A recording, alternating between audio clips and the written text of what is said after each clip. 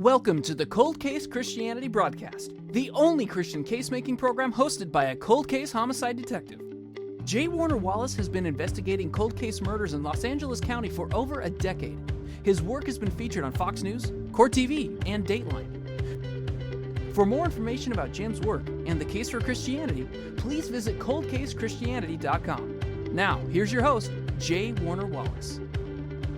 Thanks for joining us at Cold Case Christianity. I'm J. Warner Wallace. Okay, today what we're going to do is something that sometimes gets overlooked by those of us who would call ourselves Christian case makers or apologists, a word that I typically don't use when talking about what it is we are called to do by Peter in his letter, 1 Peter, verse 15 of chapter 3. Peter tells us that all of us are called to be able to make a defense, to give a reason for the hope we have in Christ. So we're called to be Christian case makers, a word in the Greek apologia, really meaning to make a defense for or to make a case for, to give the reason for why you believe what you believe is true. So we typically, I don't like to use the word only because if you think about it, it sounds like we're either being apologetic about something or that we are being defensive and making a defense for what it is we believe. I think a more affirmative way of saying this is simply that we're called to make a case. Now, I've written online at coldcasechristianity.com. If you visited our website, you'll know all the resources that are posted there. And I often write in certain categories. And one of the categories that I write in at the website is in evangelism. Now, by the way, we just reworked the website, just rebuilt it, so it's much more, I think, attractive. It's much easier to navigate, and all the resources that we offer for free, including free downloadable Bible inserts, all the articles, every article on the website is written in a short format and is downloadable with a single click as a PDF file so you can take it with you. And so we've tried to make these resources available in a way that you can actually take them, fold them, put them in your Bible, and have them for the future if you're making a case for any particular topic that's listed at the website. Anyway, long story short, most people who visit Cold Case Christianity have a tendency to see it as an apologetics, quote-unquote, website. When in reality, I hope that what it really is an evangelism website, because if we're not careful, we have a tendency to kind of overlook the purpose of apologetics. Look, you know my story if you've been watching this show for very long, or you've either read Cold Case Christianity or the new book, God's Crime Scene. You know that for me, I needed to have the evidence presented to me in a way that removed barriers that were standing between me and hearing the gospel. And that's my whole point here. Sometimes people will say, well, no one gets argued into the kingdom. Well, regardless of how you feel about that, my personal story is one that demonstrates the role of case making in removing obstacles that allow me then to see and hear clearly what the gospel presentation really was. So for some of us who have to have those obstacles removed, the ability to communicate and to make a case for what you believe, to be able to respond to the objections of the atheist community, these are valuable tools that we can have as believers. And that's what we tried to build coldcasechristianity.com around this idea. But remembering that the end goal is to be able to clear a path to the gospel. In the end, I don't simply want to argue. I don't simply want to make a case for the sake of making a case. I want to be able to present the evidence that clears away the debris and allows us to do what? To share the gospel. So one of the most important categories, I think, at Cold Case Christianity, and one that maybe a lot of people don't think of it in that as being the focus of our website, is simply our section on evangelism.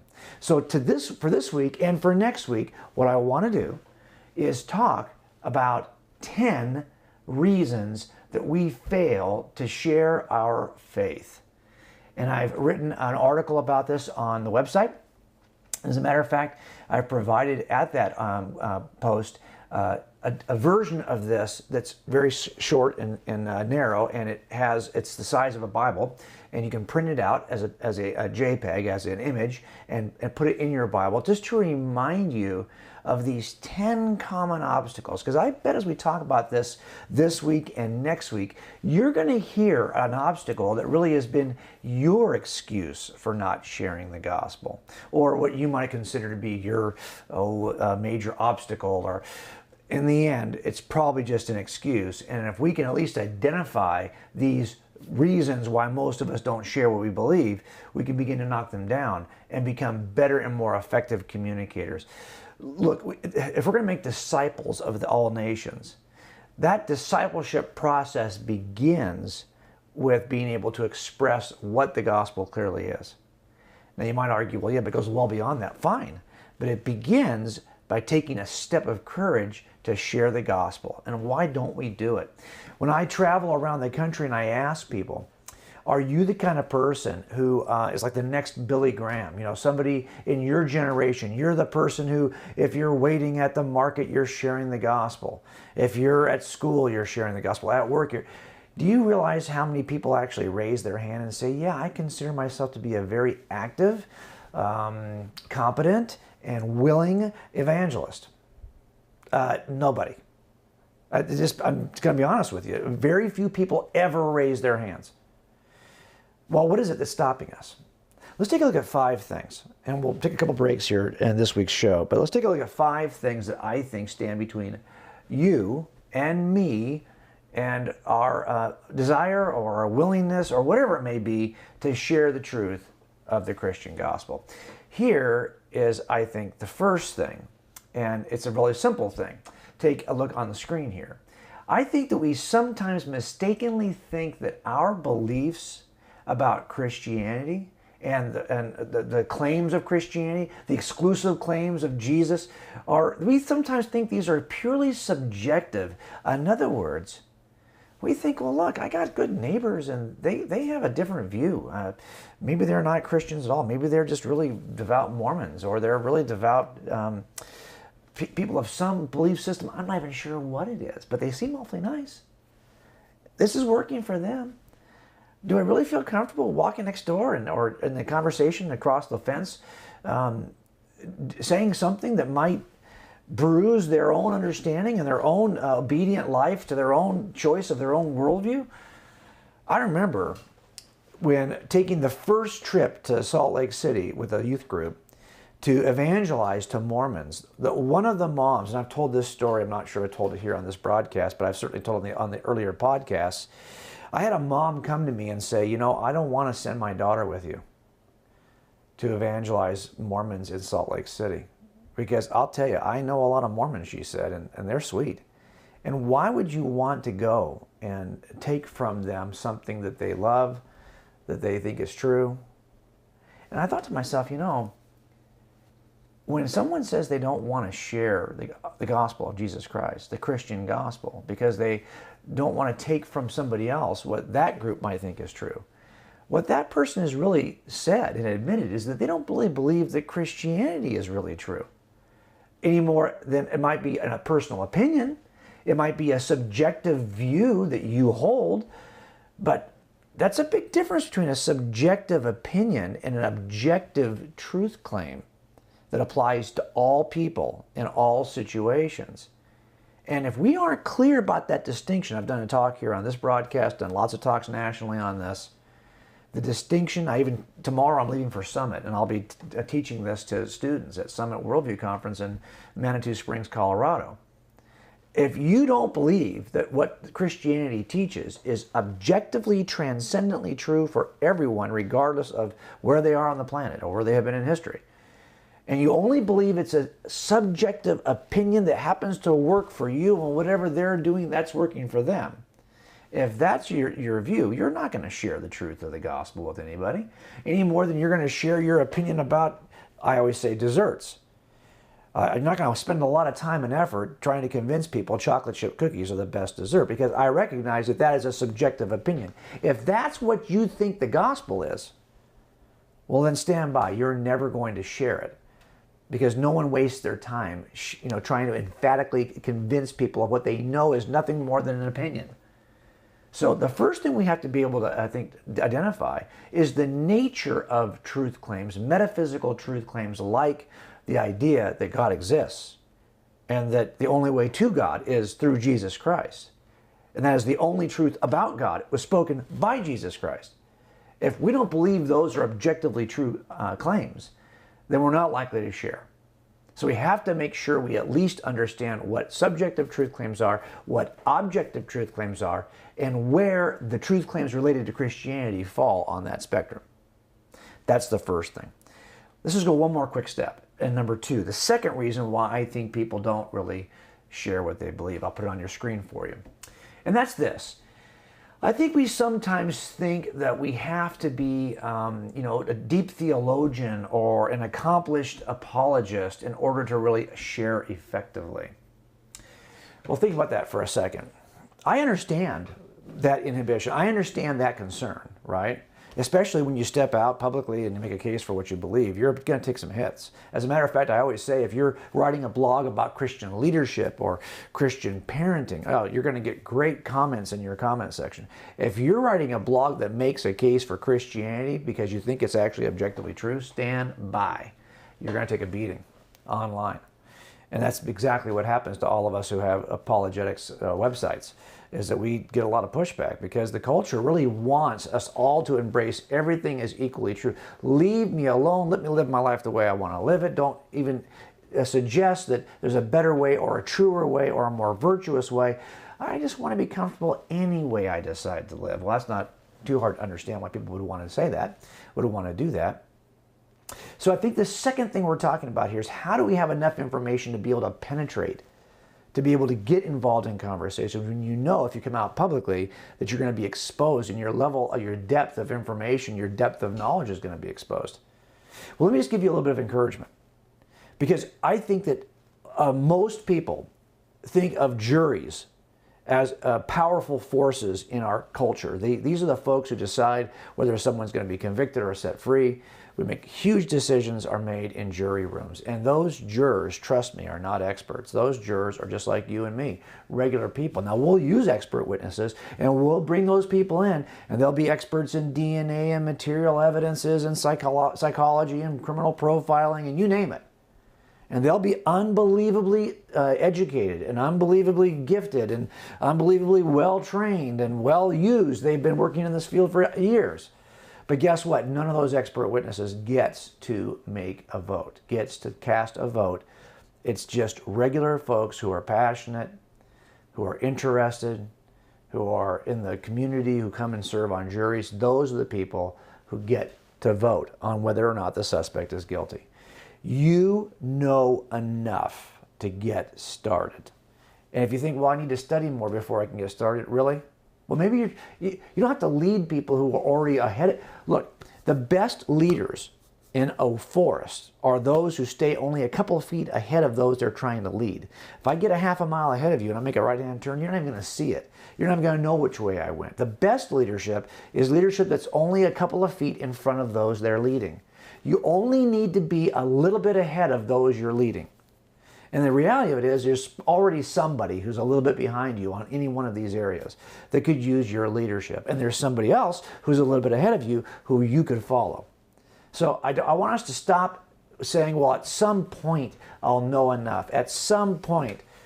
If you say that, you'll never, ever open your mouth, because there's always something more you could learn, right? So at what point in the spectrum are you going to step out and make a case? I think the time is now. Of course, you're going to make a case to those. And by the way, the great thing about the church is that for the most part, groups in the church are not really yet interested in apologetics to the level they should be. So just a little bit of work on your part is going to probably put you out a few steps ahead of them to begin with. Get started. We'll take a break, come back, and I'll give you 3 more reasons for this week, 5 this week, 5 next week, reasons why we don't share our faith. And all these reasons, believe it or not, are really lame excuses that you can conquer if you start by identifying them and then move through them. 3 more after the break. In addition to Jim's daily blog and weekly podcasts and videos, Jim continues to write books designed to help you become a better Christian casemaker. At coldcasechristianity.com, you'll find a link to Cold Case Christianity, a homicide detective investigates the claims of the Gospels, and Alive, a cold case approach to the resurrection. These resources will help you defend what you believe and share it with others.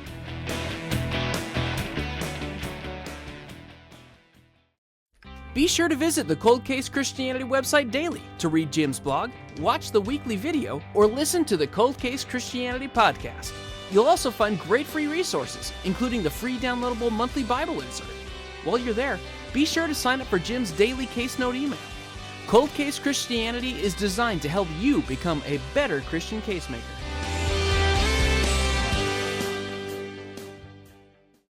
Connect with Cold Case Christianity on social media. Visit the Cold Case Christianity homepage and click the social media icons on the top right toolbar. Jim is active on Facebook and Twitter, posting the best apologetics articles from over 250 Christian blogs around the country. You'll also find links to Jim's Instagram, Pinterest, and Google Plus accounts, along with the link to the Cold Case Christianity YouTube page. Stay connected with Cold Case Christianity and become a better Christian casemaker. Okay, let's do 3 more reasons why people typically don't share, I think, why people don't share. By the way, on the website, I've given you an article called 10 Reasons We Fail to Share Our Faith, with a free Bible insert. And each one of these titles, each one of these sections, these 10 reasons, is hyperlinked to the article that in more detail kind of walks through that excuse that we sometimes use. So the hope here is that you'll start and use this as kind of a guide to say, okay, that's me right there. I'm number 7. And then you'll take a jump over to the article linked at number 7 so you can actually go deeper and maybe conquer this thing that's always been inhibiting you. Whatever that number 7 or number 5 is for you, whatever your deal is. Now, let's take a look at the third reason why I think people don't share their faith. And it's right here on the screen. And that's that we really aren't sure who it is we should begin to share with to begin with. Who are the people we should approach? Now, I did a couple of episodes on this at for the broadcast a couple of weeks back, so you can find those. But this is really about identifying who should be on your jury to begin with. And there are principles of jury selection that we use when we pick jurors, right? Because we don't just put anybody on that jury, because sometimes you can put people on the jury, and I always say this, that cases are typically won or lost at jury selection. So you think, oh, well, it's about how well I can argue this case, about how much knowledge I have. Do I have enough knowledge to share the gospel, to be able to respond to people's doubts? Really? That's not where this is going. It all begins and ends with jury selection. If you've got somebody who is really eager to hear what it is you have to say, half the battle has already been fought. If you've got somebody who's really not interested, no matter what you do, I don't care what you do, you're not going to have the kind of impact you'd like to have. So jury selection is big, and that's about being sensitive to what God is already doing in the lives of the people around you, because God is softening hearts all the time. And if you're careful and you're just very conscientious and intentional about looking for the people that God's already moved, well, then you've got a good chance of finding somebody who's ready to hear the gospel before you even share it.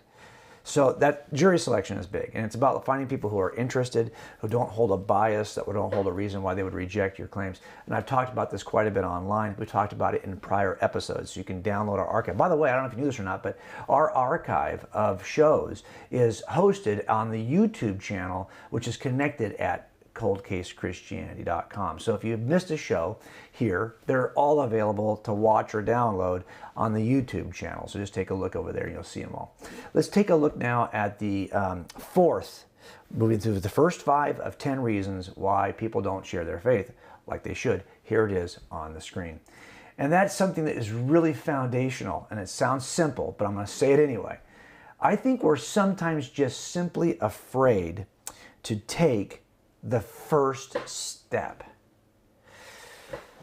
And that's what it really comes down to. I mean, how many times have you been involved in some kind of evangelism training? And churches do this, right? They have an approach. They're going to do.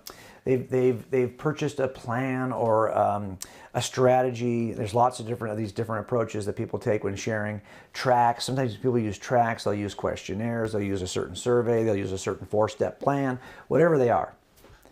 And people will train. You'll train for a day at your church in a small group setting, but at some point, you have to actually get out and start, right?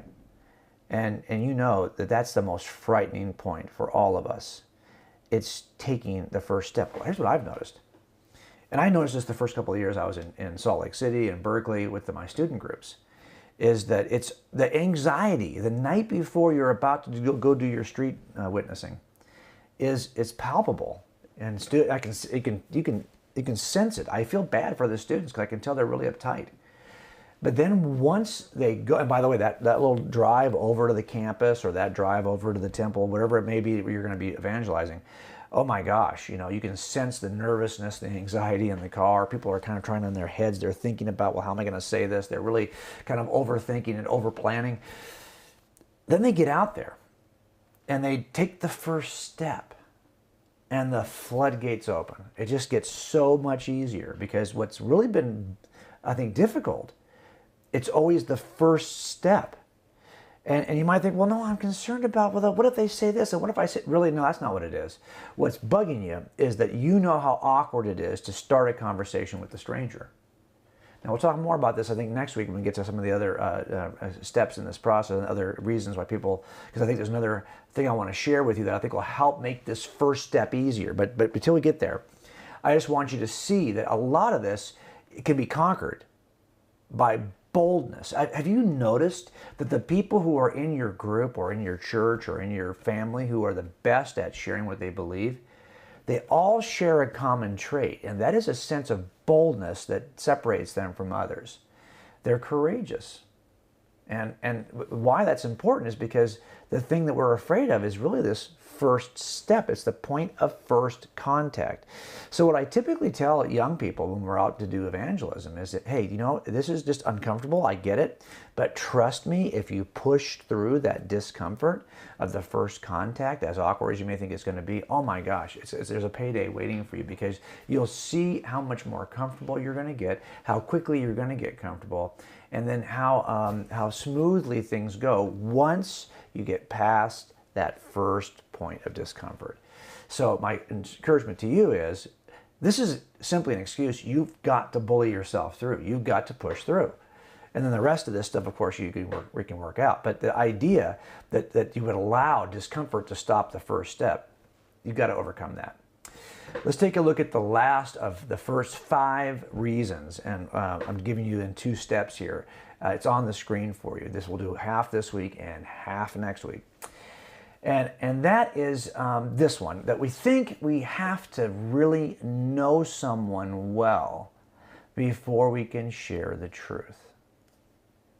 We sometimes will call this friendship evangelism, right? Now, I will agree that I do think that some of the best conversations you're going to have are with your friends, because you have this ongoing relationship in which you can have a long conversation. I've said this before.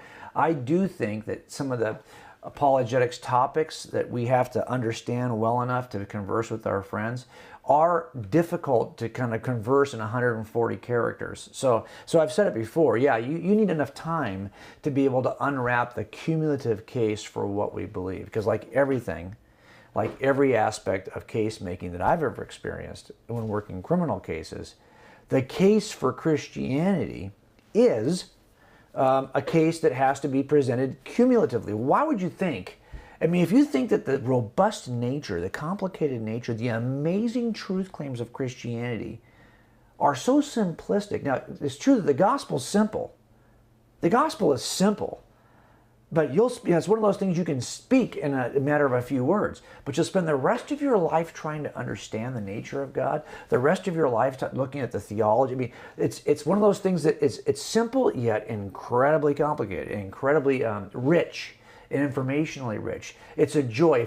If you think that you want a journey in life that has an easy entry point, but then is rich and robust enough to engage you intellectually for the rest of your life, welcome to Christianity. This is a great place to be, because some of the greatest minds in history have spent their entire lives working out the details and thinking richly and philosophically about the nature of the gospel, the nature of God. So there's a lot to think about, right? Okay. I say all that because, like I said before, we think that we want to only share with our friends because then we have the time to really unwrap some of these details. Okay, that's great. I'm with you. I'm with you. But if the only people you ever shared with are your friends, and you're like a lot of us, you can count your friends on one hand. Think about it. I mean, most of my close friends I can count on one hand. To not take the step to share with a stranger or to share with do you think that's biblical?